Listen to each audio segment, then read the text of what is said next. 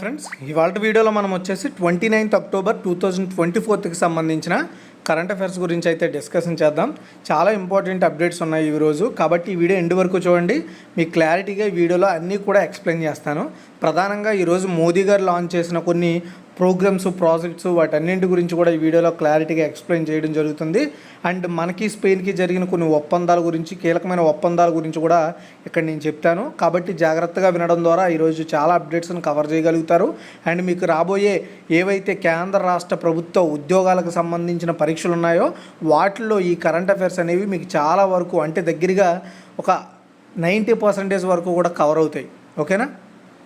So మన first question చూసుకుంటే, ఏ దేశం 17వ urban mobility India conference and exhibition 2024లో మోస్ట్ సస్టైనబుల్ ట్రాన్స్పోర్ట్ సిస్టమ్ అవార్డుని గెలుచుకుంది? యాక్చువల్గా ఏ దేశం కాదండి, నగరం.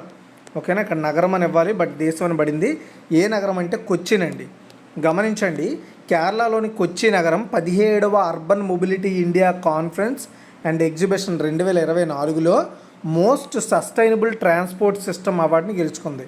అంటే కొచ్చిన్ గెలుచుకున్న అవార్డు పేరు ఏంటండి? Most sustainable transport system award గెలుచుకుందండి.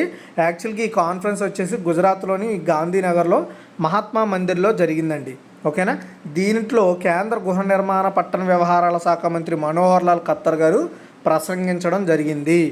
అయితే దాదాపు ఈ యొక్క కాన్ఫరెన్స్లో 2200 మంది ప్రతినిధులు, విదేశాల నుండి 50 మందికి పైగా ప్రతినిధులు పాల్గొనడం జరిగింది. అండ్ యాక్చువల్గా ఈ యొక్క కాన్ఫరెన్స్ని 2008 నుండి కూడా కేంద్ర గృహ పట్టణ వ్యవహారాల మంత్రిత్వ శాఖ ఇయర్లీ వన్స్ అయితే కండక్ట్ చేయడం జరుగుతుందండి. దీని మెయిన్ ఉద్దేశం ఏంటంటే, సో ఆధునికంగా పర్యావరణ అనుకూలమైన సమర్థవంతమైన పట్టణ రవాణా వ్యవస్థ, ఇలా వాటన్నింటినీ రూపొందించడం, అంటే ఒక నగరంతో ఇంకొక నగరాన్ని పోటీ పడేలా చేయడం డెవలప్మెంట్లో మెయిన్ కీలక పాత్ర పోషిస్తుందన్నమాట. అయితే ఈ కాన్ఫరెన్స్ ఈ 2024 అండ్ 17th ఈ కాన్ఫరెన్స్ యొక్క థీమ్ వచ్చేసి standardisation and optimisation of urban transport solutions. Okay. Second question, భారతదేశపు మొట్టమొదటి బయో మ్యానుఫ్యాక్చరింగ్ ఇన్స్టిట్యూట్ను ఎక్కడ ప్రారంభించారు? చాలా ఇంపార్టెంట్ క్వశ్చన్ అండి ఇది. సో స్టార్ మార్క్ క్వశ్చన్ అనే చెప్పొచ్చు. ఆన్సర్ వచ్చేసి మొహాలి. చూడండి, భారతదేశపు మొట్టమొదటి బయో మ్యానుఫ్యాక్చరింగ్ ఇన్స్టిట్యూట్ యొక్క కొత్త క్యాంపస్, అంటే ఇదే ఫస్ట్ క్యాంపస్. దీనిని పంజాబ్ రాష్ట్రంలో మొహాలి జిల్లాలోని సైన్స్ అండ్ టెక్నాలజీ మంత్రి అయిన డాక్టర్ జితేంద్ర సింగ్ గారు అయితే లాంచ్ చేయడం జరిగింది. ఇది brick national agri food bio manufacturing institute, దీన్ని బ్రిక్ NABI అంటారు. ఇది ఒక అడ్వాన్స్డ్ బయోటెక్నాలజీ ద్వారా భారతదేశ వ్యవసాయ ఆహార రంగాన్ని ఇంకా బెటర్ చేయడం కోసం ఈ మ్యానుఫ్యాక్చరింగ్ పర్టికులర్ ఇన్స్టిట్యూట్ అయితే పనిచేయడం జరుగుతుందండి. ఇది మెయిన్గా చూసుకుంటే ఉత్పత్తులను సులభతరం చేయడం, మార్కెటింగ్ని కొత్తగా వ్యవసాయ సాంకేతిక పరిష్కారాల ద్వారా అభివృద్ధి చేయడం కోసం పనిచేస్తుంది. దీని ద్వారా రైతులు ఎక్కువ ఆదాయాలు అయితే పొందొచ్చు. సో ప్రభుత్వ ఆశయంతో సరిపోలడమే కాకుండా స్థిరమైన పర్యావరణ అనుకూల పద్ధతులను ప్రోత్సహిస్తారు. అంటే సో మనకి తెలుసు, వ్యవసాయంలో మనం ఇప్పుడు ప్రజెంట్ అనుకుంటాం మనం అందరం, అంటే పెస్టిసైడ్స్ ఇలాంటివన్నీ వాడతాం కదా, ఇవన్నీ భూమికి అంటే నేలకి హానికరమే. సో ఇలాంటి వాటినన్నింటినీ కూడా తగ్గించి సో మంచి పద్ధతులను హైలైట్ చేయడమే ఈ ఇన్స్టిట్యూట్ మెయిన్ టార్గెట్గా పెట్టుకుందండి. నెక్స్ట్ థర్డ్ వన్, భారతదేశం మరియు ఏ దేశం 2026ని సంస్కృతి, పర్యాటకం, కృత్రిమ మేధస్సు సంవత్సరంగా పాటించాలని అంగీకరించాయి? మన ఇండియాతో పాటు స్పెయిన్ అండి. ఓకేనా? ఇది చాలా ఇంపార్టెంట్ క్వశ్చన్ అండి, స్టార్ మార్క్ క్వశ్చన్. ఎందుకు స్టార్ మార్క్ క్వశ్చన్ అంటున్నానంటే, మన ఇండియా కల్చర్, టూరిజం చాలా ఇంపార్టెంట్. అండ్ ఇప్పుడు ప్రపంచ దేశాలన్నీ కూడా రిసీవ్ చేసుకుంటున్న ఆర్టిఫిషియల్ ఇంటెలిజెన్స్ చాలా ఇంపార్టెంట్. కాబట్టి ఇది ప్రజెంట్ ట్రెండ్లో చాలా important question. India and Spain కలిసి 2026వ సంవత్సరాన్ని సాంస్కృతిక, పర్యాటక, కృత్రిమ మేధస్సు సంవత్సరంగా పాటించాలని అంగీకరించుకున్నాయి. సో స్పెయిన్ ప్రధాని పెడ్రో సాంచెజ్ ప్రజెంట్ మన ఇండియా విజిటింగ్లో ఉంటుండగా కొన్ని ఒప్పందాలు అయితే జరిగాయి. ఆ ఒప్పందాల్లో ఈ ఒప్పందం కూడా ఒకటండి. అయితే పెడ్రో సాంచెజ్ 2018లో స్పెయిన్ ప్రైమ్ మినిస్టర్ అయిన తర్వాత మన ఇండియాకి ఫస్ట్ అఫీషియల్ విజిట్ అయితే ప్రజెంట్ చేయడం జరిగింది. 18 సంవత్సరాల్లో ఇండియా సందర్శించిన ఫస్ట్ స్పెయిన్ ప్రైమ్ మినిస్టర్ ఈయన. 2006లో స్పెయిన్ ప్రధాని జోస్ లూయిస్ రోడ్రిగస్ జపటేరో ఇండియాలో విజిట్ అయితే చేయడం జరిగింది. సో ఆయన ఈరోజు వరకు అక్టోబర్ 27 టు అక్టోబర్ 29 వరకు కూడా మన ఇండియాలోనే ఆయన సో పర్యటించారు, అంటే గుజరాత్, మహారాష్ట్ర ప్రాంతాల్లో. అయితే ఆ రెండు దేశాలకి, స్పెయిన్కి మనకి జరిగిన కొన్ని ఒప్పందాలు అయితే ఇక్కడ నేను పెట్టడం జరిగింది. ఒకటి రైలు రవాణాకు సంబంధించిన ఒప్పందం, తర్వాత వచ్చేసి కస్టమ్స్ రిలేటెడ్ విషయాల్లో ఒకటి, అండ్ సాంస్కృతిక కల్చర్ని ట్రాన్స్ఫర్మేషన్ ఒకటి, తర్వాత బెంగళూరు కాన్సులేట్ ఏర్పాటు చేయడం ఒకటి, స్పెయిన్కి సంబంధించిన పెట్టుబడులకు సంబంధించి ఒకటి, audio visual production agreement joint commission ఏర్పాటు చేయడం ఒకటి, అండ్ ఇంక మనందరికీ తెలిసిందే 2026కి సంబంధించిన ఒప్పందం ఒకటి చేసుకున్నారు.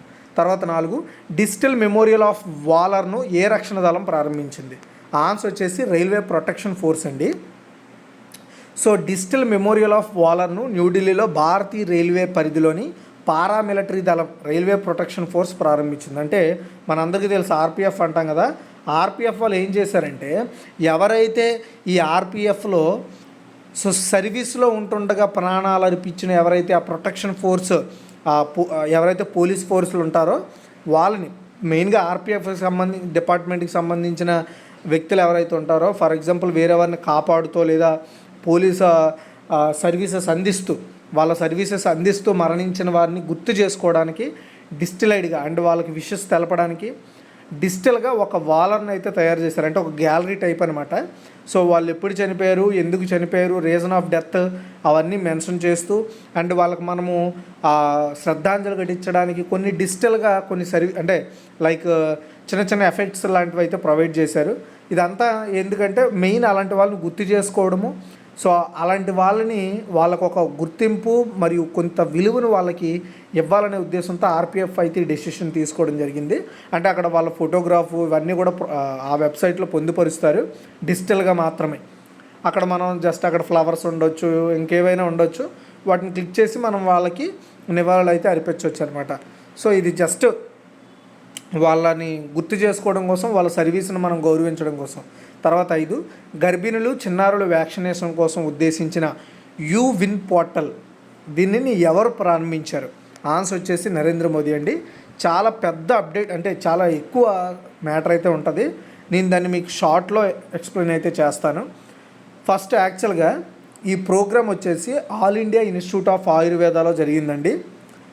అండ్ ఇక్కడ మెయిన్గా చూసుకుంటే మనకి గత రెండు క్యాబినెట్లకు ముందు 70 సంవత్సరాలు దాటిన ఎవరైతే మన ఇండియాలో ముసలి వాళ్ళు ఉంటారో వాళ్ళకి 5 లక్షల ఉచిత వార్షిక ఆరోగ్య బీమా సదుపాయాన్ని అయితే ప్రారంభించడం జరిగింది. అది కూడా ఆయుష్మాన్ భారత్ ప్రధానమంత్రి జన ఆరోగ్య యోజన అనే స్కీమ్ కింద ఈ యొక్క ప్రత్యేకమైన 5 లక్షల ఉచిత వార్షిక ఆరోగ్య బీమాను అయితే ప్రొవైడ్ చేస్తారండి. దీనిని ఆయన ప్రారంభించారు.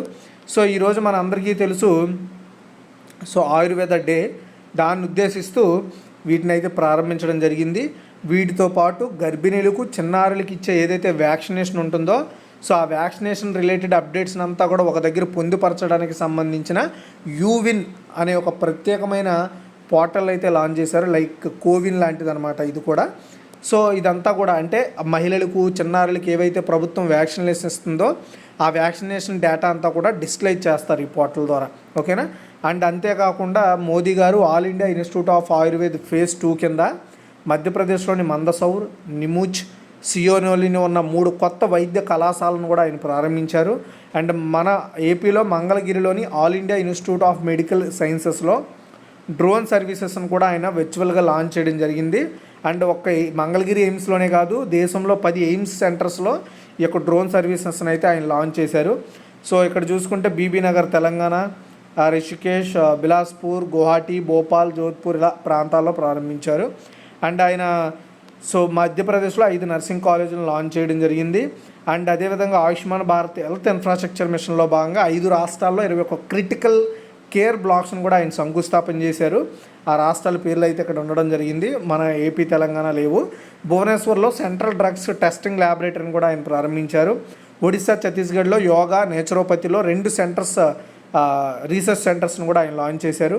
అండ్ దేశ్ కా ప్రకృతి పరిరక్షణ అభియాన్ అనే ఒక దేశవ్యాప్త ప్రచారాన్ని కూడా ప్రారంభించారు. ఈ ప్రచారం వచ్చేసి పౌరుల్లో ఆరోగ్య గురించి అవగాహన పెంచడమే ఈ యొక్క దేశ్ కా ప్రకృతి పరిరక్షణ అభియాన్ యొక్క మెయిన్ ఉద్దేశం. చాలా ఇంపార్టెంట్, గుర్తుపెట్టుకోండి. ఇవి ఆయన ఈరోజు ప్రోగ్రాంలో లాంచ్ చేసిన మొత్తం ప్రాజెక్ట్స్. ఈ ప్రాజెక్ట్స్ టోటల్ వాల్యూ వచ్చేసి 13,000 కోట్లు అండి, మీరు గుర్తుపెట్టుకోవాలి. సో 13,000 కోట్ల ప్రాజెక్ట్స్ని అయితే ఆయన ప్రారంభించడం జరిగింది. ఓకే, డేటు అండ్ ఎక్కడ అనేది చాలా ఇంపార్టెంట్. నెక్స్ట్ వచ్చేసి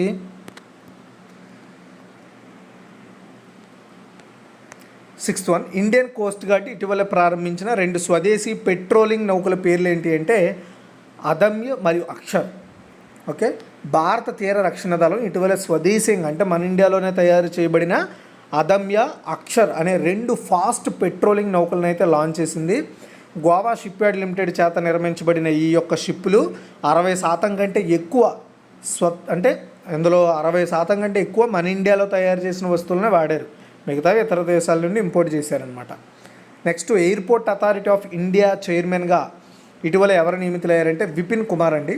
ఇటీవల ఎయిర్పోర్ట్ అథారిటీ ఆఫ్ ఇండియాకి కొత్త చైర్మన్గా బీహార్ క్యాడర్కి చెందిన 1996 బ్యాచ్ ఐఏఎస్ ఆఫీసర్ విపిన్ కుమార్ను అపాయింట్ చేశారు. విద్యా మంత్రిత్వ శాఖలో ఆయన ప్రజెంట్ అడిషనల్ సెక్రటరీగా పనిచేస్తున్నారు. ఏప్రిల్ 1, 1995 పార్లమెంటు చట్టం ద్వారా ఎయిర్పోర్ట్స్ అథారిటీ ఆఫ్ ఇండియా ఏర్పాటు అయితే అయింది. ఇది నేషనల్ ఎయిర్పోర్ట్స్ అథారిటీ మరియు international airports authority of India విలీనం ద్వారా ఏర్పాటు అయితే చేశారు. ఇది మన ఇండియాలో ఎయిర్పోర్ట్స్ అదేవిధంగా ఎయిర్లైన్స్ని పర్యవేక్షిస్తూ ఉంటుంది. నెక్స్ట్ 8, వరల్డ్ జస్టిస్ ప్రాజెక్ట్ విడుదల చేసిన రూల్ ఆఫ్ లా ఇండెక్స్ 2024లో భారతదేశం ర్యాంక్ ఎంత అంటే 79. వరల్డ్ జస్టిస్ ప్రాజెక్ట్ ద్వారా 2024కి సంబంధించి రూల్ ఆఫ్ లా ఇండెక్స్లో మన ఇండియా 142 ర్యాంకింగ్స్లో, టోటల్ ర్యాంకింగ్స్లో 79th ర్యాంకింగ్లో ఉందండి మన ఇండియా. సో టాప్లో ఉన్న దేశాలు ఫస్ట్ డెన్మార్క్, తర్వాత నార్వే, ఆ తర్వాత ఫిన్లాండ్, ఆ తర్వాత స్వీడన్ అండ్ జర్మనీ ఉన్నాయి. సో ఈ ఇండెక్స్ 8 సూచికలను పరిగణలోకి తీసుకొని ఇస్తారు. ఒకటి గవర్నమెంట్కి సంబంధించిన పరిమితులు, నెక్స్ట్ అవినీతికి లేకపోవడం, సో బహిరంగంగా ప్రభుత్వం అనేది బహిరంగంగా పనిచేయడం, ప్రాథమిక హక్కులు, భద్రత, నియంత్రణ అమలు, పౌర న్యాయం, నేర న్యాయం, వీటన్నింటిని పరిగణలోకి తీసుకొని ఈ ర్యాంకింగ్స్ ఇస్తారు. అండ్ మన ఇండియా ప్రభుత్వ పరిమితులు 60, ఓపెన్ గవర్నమెంట్లో 44, మధ్యస్థంగా పనిచేస్తుంది. ప్రాథమిక హక్కుల్లో 102, భద్రతలో 98, క్రిమినల్ జస్టిస్లో 82, ఇలా ఈ పర్టికులర్ స్థానాలతో టోటల్గా 79th ర్యాంక్లో ఉన్నాం మనం. నెక్స్ట్ 9, న్యూఢిల్లీలో జరిగిన రన్ ఫర్ యూనిటీని ఎవరు ప్రారంభించారు? ఆన్సర్ వచ్చేసి అమిత్ షా అండి, కేంద్ర హోంమంత్రి, అంతేకాకుండా ఆయన మన దేశానికి సహకార శాఖ మంత్రి కూడా. అమిత్ షా గారు న్యూఢిల్లీలో రన్ ఫర్ యూనిటీని అనే ఒక ప్రత్యేక రన్నింగ్ హ్యాక్థాన్ కావచ్చు, ప్రచారం కావచ్చు, జెండా ఊపి ప్రారంభించారు. సో దీన్ని సర్దార్ వల్లభాయ్ పటేల్ జయంతి అయిన అక్టోబర్ 31ని ఉద్దేశిస్తూ జాతీయ ఐక్యతా దినోత్సవంలో భాగంగా రన్ ఫర్ యూనిటీని అయితే నిర్వహించారు. అంటే యూనిటీ కోసం, సమానత్వం కోసం పరుగెత్తాలి అనే ఉద్దేశంతో ఈ యొక్క రన్ అయితే ఆయన లాంచ్ చేయడం జరిగింది. నెక్స్ట్ 10, భారతదేశంలో ఆయుర్వేద దినోత్సవం ఎప్పుడు జరుపుకుంటారంటే అక్టోబర్ 29 అండి. ఈ డేని పురస్కరించుకునే మోదీ గారు 13,000 కోట్ల రూపాయలు విలువైన ప్రాజెక్టులు లాంచ్ అయితే చేశారు. అయితే మనం ఆయుర్వేద దినోత్సవం మన ఇండియాలో 29th సెలబ్రేట్ చేయడానికి ప్రధాన కారణము ధన్వంతరి జయంతి అండి ఈరోజు. ఓకేనా? సో ధన్వంతరి జయంతి గురించి చెప్తాను. అయితే ఈ సంవత్సరం యొక్క ఈ డే యొక్క థీమ్ ఏంటంటే గ్లోబల్ హెల్త్ కోసం, అంటే ప్రపంచ ఆరోగ్యం కోసం ఆయుర్వేద ఆవిష్కరణ, Ayurveda innovation for global health. ఓకేనా? ఇది 2024ది. 2023 ఒక థీమ్, ఒక ఆరోగ్యం కోసం ఆయుర్వేదం, ఆయుర్వేదం ఫర్ వన్ హెల్త్. అయితే మన దేశంలో మహాప్రముఖుడుగా కొలుచుకుంటాం ఆయుర్వేదం వైద్యుడు ధన్వంతరిని. ఆయన చెట్లు వేళ్ళు, కాండం, ఆకులు, పువ్వులతో అనేక ఔషధాలు తయారు చేశారు. ఆ దివ్య ఔషధాలతో జలుబు, జ్వరం లాంటి చిన్న చిన్న అనారోగ్యాలు మొదలు పక్షవాతం, కామెర్లు, రాచపుండు, ప్రస్తుతం క్యాన్సర్ అంటున్నాం, ఇలాంటి పెద్ద పెద్ద వ్యాధులను కూడా ఆయన నయం చేశారండి. సో ఆయన పసుపును క్రిమి సంహారిగా, యాంటీబయోటిక్గా ఉపయోగించేవారు. ప్రపంచంలోనే తొలి శస్త్రచికిత్స చేసిన మహానుభావుడిగా ధన్వంతరిని మనం చెప్పుకుంటాం. ఓకే, నెక్స్ట్ 11, ఏసీసీ పురుషుల T20 emerging teams Asia cup 2024ను ఏ దేశ జట్టు గెలుచుకుందంటే ఆఫ్ఘనిస్తాన్ అండి. ఏసీసీ పురుషుల T20 emerging teams Asia cup 2024ను ఆఫ్ఘనిస్తాన్ ఏ అనే టీం గెలుచుకుంది. ఆల్ అమెరిక్ క్రికెట్ గ్రౌండ్లో జరిగిన ఫైనల్స్లో ఆఫ్ఘనిస్తాన్ ఏ 7 వికెట్ల తేడాతో శ్రీలంక ఏ జట్టును ఓడించింది. సహన్ అరచ్చేగి 47 బంతుల్లో అజేయంగా 64 పరుగులు చేయడంతో శ్రీలంక ఫైనల్స్లో 137/7 స్కోర్ చేయడంతో ఓడిపోవడం జరిగిందనమాట. సో ఇది ఓవరాల్గా 29వ తారీఖుకి సంబంధించిన లేటెస్ట్ అప్డేట్స్. ఒక్కసారి మనం క్విక్ రివ్యూ చేద్దాం.